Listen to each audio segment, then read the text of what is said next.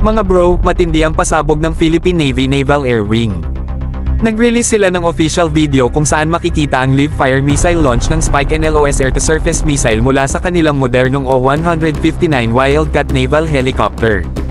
Ang eksena, off the coast of San Antonio, Zambales, right sa loob ng West Philippine Sea.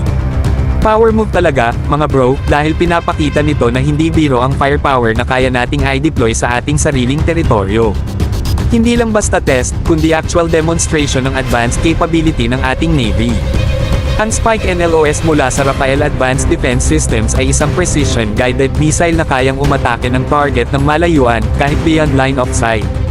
Imagine mo yun, mga bro, target na hindi mo nakikita with your own eyes, pero kayang tamaan with deadly accuracy. Ibig sabihin, kung may banta man sa ating karagatan, hindi na kailangan ng palapitang laban. From a safe distance, boom, tanggal agad ang kalaban. At syempre, hindi ito basta ginanap sa kahit saan. The O-159 Wildcat helicopter launched the missile habang nakadeploy ito mula sa bago nating pride, ang BRP Miguel Malvar FFG-06.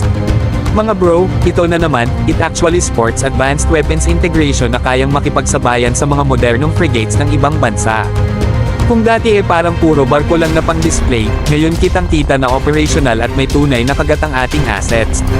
Kasama rin ang ibang sub-units ng Philippine Fleet, ang ating Philippine Marine Corps, at kahit limited presence ng Philippine Coast Guard. Team effort ito, mga bro, isang malaking rehearsal kung paano natin haharapin ang anumang maritime threat.